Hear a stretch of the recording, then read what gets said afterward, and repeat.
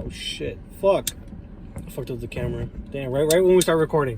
What's up, everybody? Today we're back at it again with another review. This time we'll be doing a new movie. This movie will be Am I Racist?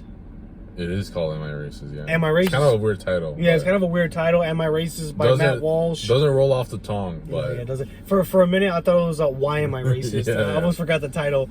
So yeah, the title of the movie or documentary is Am I Racist by Matt Walsh, funded by the Daily Wire. Yeah, so if you guys don't know anything about Matt Walsh or Daily Wire, they're no more like on YouTube, I guess. They're like, it's like they're all political commentators and everything. If you're more into, I guess if you're a conservative, you probably are familiar with them because they're probably the most popular ones. But at the same time, they're kind of the only ones that are actually like acceptable commentators. So obviously this is why they're able to get this movie. We actually saw it in the theaters. Before now they have a Daily Wire Plus, which is like their service where they have movies and stuff, and they usually keep it on that website. But now they had actual movies come out. I think this is the second Matt Walsh movie. I think the last one was called like the gender one. Yeah, it's called What Is a Woman. Yeah, because I was gonna watch that one. I didn't want to pay for it, but I think I downloaded the Daily Wire app, but I did not actually watch the film. I watched part of it on YouTube and stuff like that. I didn't watch the whole thing, but from what I saw, I think that last film or documentary, I think was a lot more intense than the one we saw today. Again, I didn't see the whole thing. I only saw clips. Like I saw the clip where the woman, where she's talking about, oh, I had all these surgeries. I have a cyst growing in my vagina, or what used to be my vagina. You know, and that one felt a lot more intense. Like you almost feel empathetic towards the victims, or whatever you want to call it, of transgenderism and the LGBTQ. But this is more like it's more, I think it's more lighthearted. Yeah, this is more lighthearted. It's definitely like, it's funny. It's really fucking funny. That's one thing we were discussing earlier, is that it's like, a mock. Yeah. It's a mock documentary. Yeah. And it's fucking funny. I will say it is fucking hilarious. Yeah, because the thing about Daily Wire, from what I understand, even like, you know, people like Ben Shapiro, they were all basically guys that wanted to go to Hollywood, or like they wanted to be like an actor in some way, but then either because of their politics or because of like getting kicked out of Hollywood, they were like, okay, we're just gonna make our own company. So all these guys that make the movie, they already are like versed in comedy. It's not like what all these other things where, you know, they get like a conservative and they're like, oh, let's start writing comedy, and it just like falls flat. This one, it's a lot tighter.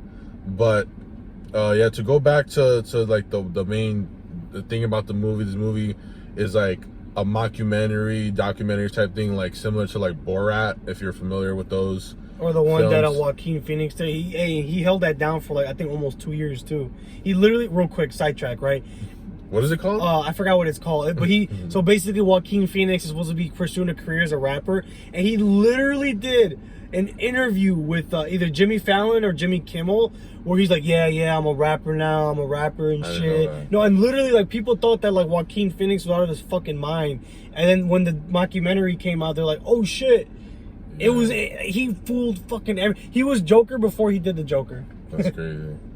But going back to the movie, I think the most important thing this movie did, because obviously like I think the race topic is kind of like it's done now, which is why I kind of think it's a more safe movie to do.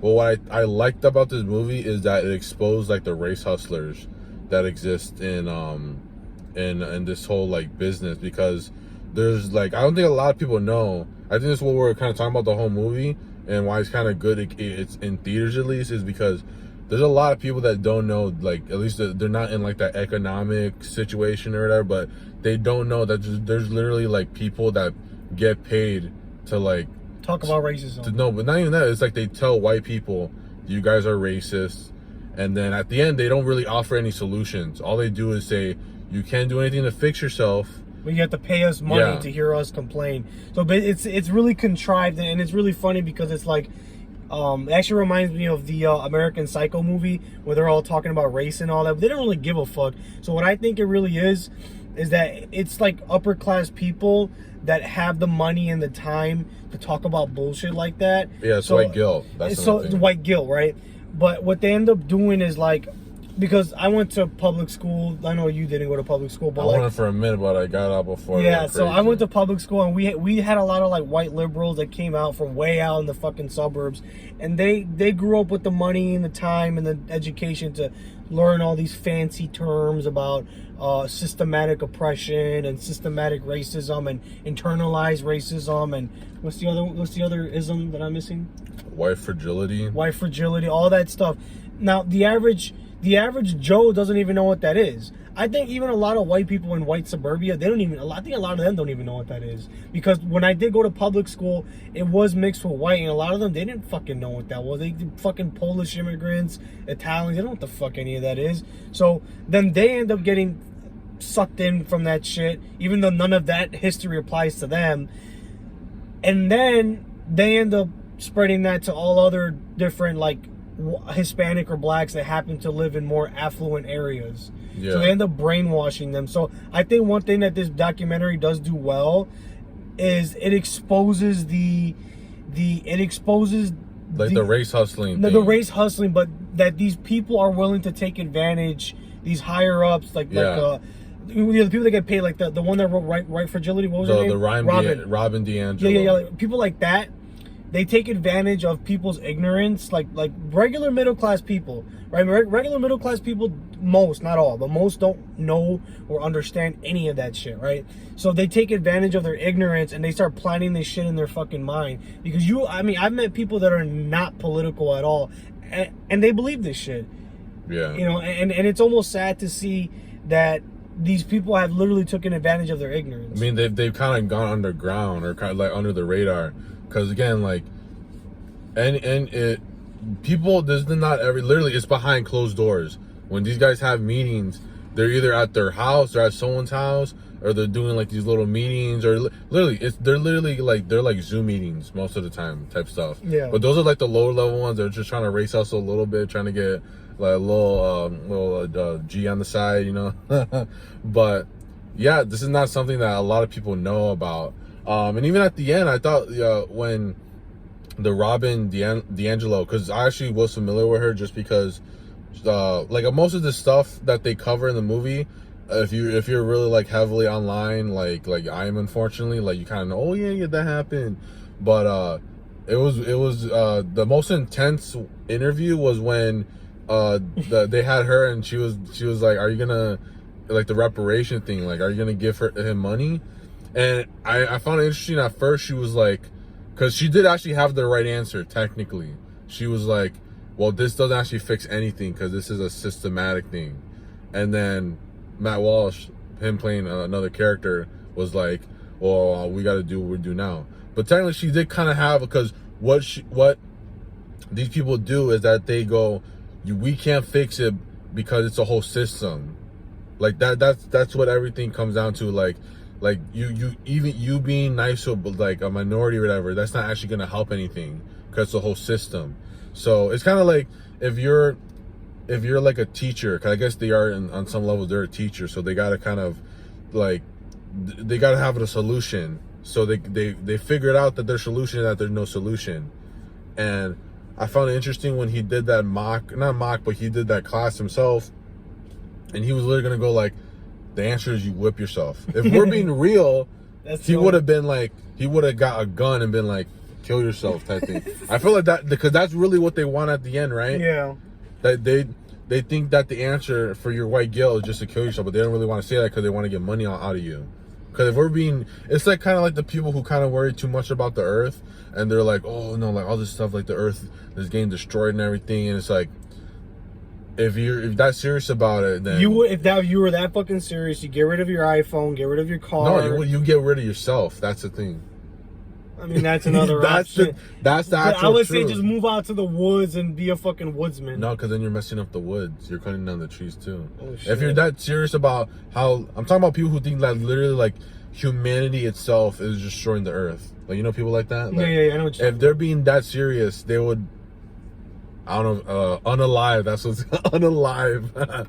But the main thing that we were thinking about when we saw this movie, we were like, how much of this is real and how much of it is like a scripted act, because we saw like the beginning, middle, and end, that like the whole storyline that Matt Walsh had, that one was obviously scripted, but it was kind of added because I think the idea of having like a beginning, middle, and end, it's one of these things that like not a lot of documentaries have. They kind of just like show random clips and they just keep on going, blah blah, but they don't really have like, cause these are still films at the end of the day, so it should still have like a clear narrative. So I did actually like those like obviously fictional parts in the movie, but like, what was something you thought that was like, oh, you can't tell if this is real or not? Okay, so like the first interview with the black girl, she's like a younger black woman, light skin and all that. That first interview, how do I say this? Didn't you think that you thought some of them were like plants? Oh, right? yeah. That's what I was gonna say. Okay, so obviously the people in the group interviews or the group discussions, obviously they knew they were being recorded.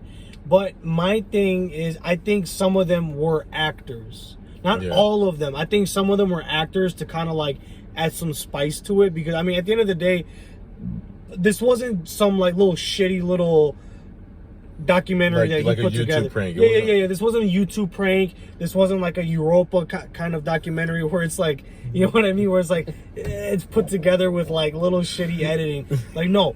This is a real documentary. So there has to be a level of fakeness in the sense that some of these people in the groups were I was almost gonna say not crisis. Fake, but I was gonna say crisis actors, because they're, when you need a crisis, you need Christ. But yeah, it was kind of like, because if there's things that are scripted in this, then we're gonna end up like, this movie's kind of gonna like be like a Super Size Me, where people are gonna be like, oh no, this was improvised, or like, so eventually someone's gonna say something like that eventually, or they're gonna find out that this guy was an actor, and it's not gonna look good for them. But like, I believe that these people consented to having like a recorded session at the most, and in their head they might have thought, oh shit, we won with this one. Or maybe they just think that the idea of being like involved in like a project like this, like they were probably like, oh, we have like a camera crew with us today, we're gonna be like, it's gonna be like on the news, or it's gonna be like that. It's still kind of like what's it called, like mean spirited or whatever, if they're lying about it. But it's like, come on, like, this is entertainment at the end of the day. But that's like the main thing I was thinking about. But because then if it like, another thing I kind of noticed is that they were kind of easing into like the race hustling thing, because at first when the people they were asking like these white people, like white women, that are supposed to be trained in this field, and I was kind of like, hey, why are they? Because one of the things with race is kind of just my personal opinion, like there's like too much attacking going against like white liberals all the time, just because it's an easy target. Because these guys, they don't want to go after they did go after obviously like the Indian lady or whatever, and she's actually like a real person. They won't go after like a Dr. Umar type of person. Or they won't, because that would be an actual like intense race. Because actually he's not even lying what he would say, and they would probably agree on that. They would agree on most of it except little tiny parts. But he's not even trying to get money from white people, but these race hustlers are like the one. The only reason why, Rook, I hate to cut you off, but because you mentioned shitting on white liberals, is that because, okay, like I said, I went to public school. We had a lot of white liberal teachers. A lot of like white liberals. How do I say this? Like, it's way easier because they have more access to like education and stuff like that. So when they go to school, they're being indoctrinated. They're being taught this, and then when they congregate with their little groups, they talk about like, oh yeah, systematic racism and feminism. Because I even noticed that with like Hispanics, they say like no sabos or whitewash Mexicans. You don't see like rural paisas like saying like beaner, I guess, like rural Mexican. Like, you go to like the hood and stuff like that. They don't know what any of that shit means. They don't. They really fucking don't. So these like groups of like white kids, they know about that shit because I mean, if you go to the hood, they don't know what they don't even know what the fucking word systematic means. You think they don't know what systematic oppression means? No, they don't. So these kids, they have more, they understand some of these little concepts, and what they do is they take these concepts, put them together and then apply it. And because these kids do have better education systems, I do think they do, but not that doesn't. I'm not saying that to put them down either, but I only put them down in the sense that you're taking liberalism, which is satanic, and you're pushing it on everybody fucking else, not just minorities, but even other white people too. Yeah, and because what they do is that I agree with you. The white people, they get this messaging first, and then it goes down to the minorities, and because of their altruism, because a lot of white people like helping minorities, they share that venom, they share that poison with other minorities. The minorities are, oh yeah, this is actually fucking true because a white guy's telling me it, so that must mean that it's true. But I think what happens is that, when the minorities become race hustlers, they kind of have to be like, oh, this is what you guys want from me. You guys, like, imagine, okay, you're like the one minority friend, and all these white people are going like, oh yeah, you should be more into your culture, blah blah. But we're sorry. Yeah, we're sorry. You should express your culture and everything. Kind of the message you kind of get is that, oh, I got to be that person that calls out racism because that's what they want me to do. So it's almost like they want to fit in with their white friends. They want to be white. They want to be white. That's why all of them. Like, remember, we're watching them, and there's like all the people here. They talk white. Yeah, they talk white. I mean, technically we talk white, but no, they all talk white because, like I say, you go to the hood, you go to these Hispanic neighborhoods, black neighborhoods, they don't sound like that. They don't talk like that. And again, I think what it is that some of these blacks and Hispanics that live in more affluent areas, like better areas, they end up getting sucked into that because they want to fit in with their white friends, and their white friends are telling them, oh, you're a black queen, you're a Latinx fucking whatever the fuck. So it's almost funny where it's like they want to be white, but they don't know that they want to be white. Yeah. And then like that one lady, she was like, I don't feel safe here right now. Every time I'm going into these all white areas, I don't feel safe. At the most, the one thing I can't understand, or like this minority angle, is that white people are uncomfortable, especially obviously it's like if they're from a different area, they're more like suburban, more city, they are uncomfortable around minorities. That is true. But again, it's because they made it that way. They made it, not them, but all like the race baiting, they made it that way where they made everyone uncomfortable. But it's true. If you see someone that's not like you, you're gonna be uncomfortable. It's always been that way. Yeah.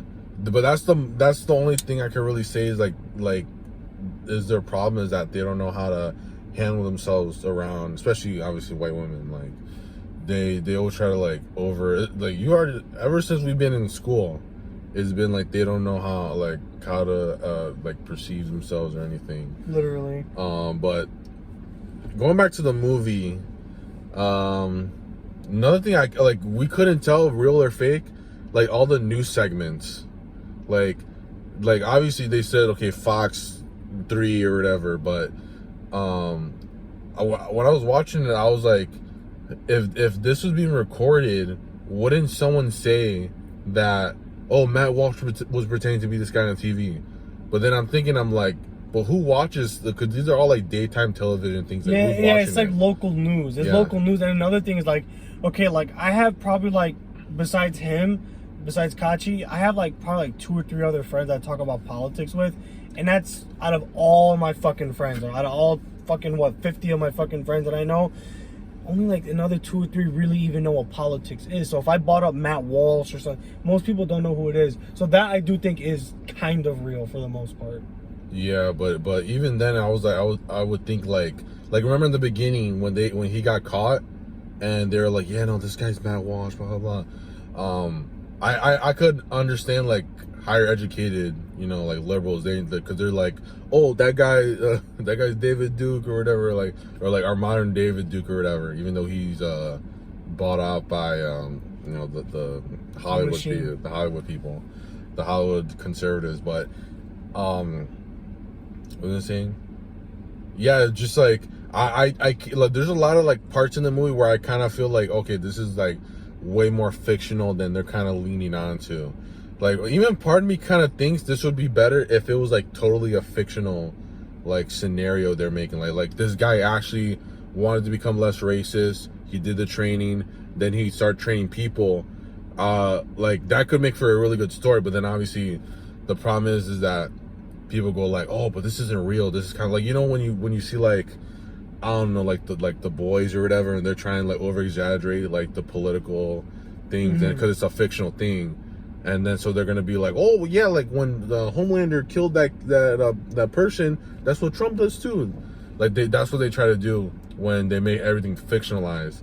But it was good that they based it off of something real, but it's still kind of like, because they made it fictionalized, some parts of it, you still gotta go like, okay, what's true and what's not. But other than that, like the main criticism I think both of us kind of have is that it's kind of like an old topic. Yeah, I mean, I haven't realized how fucking 2020 was like 4 fucking years ago, gang. Like, yeah, it's kind of even crazy to imagine how fucking long it's been. I think had this film came out back then, I think it would have been a much more. It's one of those things where it's like let's say they make a documentary on like anything that happened like 5 years, like when they brought up Jussie Smollett, like we're kind of like, because I remember when that happened, I was saying it kind of like the day it happened, I was telling one of my teachers like, this is fake, and she was like, no, it's real, we need to watch this. I'm like, no, it's fake. But there's a lot of people that they need to like be reminded, like once they have a list of all these things happening, then they could kind of, because if you did it like if imagine you dropped this on George Floyd died like the next day, imagine how mad people would get. Well, another thing is like, because you brought up Jussie Smollett, you also have to think like, how do I say this, like you have to be a little fucking like retarded to think that would happen in Chicago, because he said they beat him up and they said, this is MAGA country, bitch. Ain't no fucking way, ain't no motherfucking way that there's gonna be Republicans in downtown Chicago at fucking what, the middle of the night? Yeah, I mean, we live like we're from Chicago. There's no fucking way that would fucking happen. If he was all the way out in buttfuck Illinois, I wouldn't believe it. Maybe I would have believed it a little bit, but it's like, because all this shit's contrived. Like it's all just made up shit just to get everybody fucking riled up to vote for, you know, whoever they want them to vote for. Oh, I don't know if you remember, but the reason that happened, it was because he wanted more acting. Oh, that gigs. Too, yeah. It wasn't even like a whole big. It was just like, oh, he wanted more acting gigs. But yeah, it's just like they need. Like, obviously, if you made it, like, it would have made more sense because it was hot at the time. But then again, you kind of need all these instances and examples of, like, all these things, like the whole anti-racism marketing. You need all those things, like, all your ducks in a row. Don't have the Haitians eat them, though. But all the ducks in a row. And then, and you have to show them. But the big question is this going to work? That's the only thing. I think people are over it already. Yeah. That's the thing. I think people are just fucking over it already. I don't know. Maybe if they had Candace Owens in the movie, because, you know, she used to be a Daily Wire, like, fairly recently, maybe they would have convinced more people, but, you know, it's not going to happen anymore.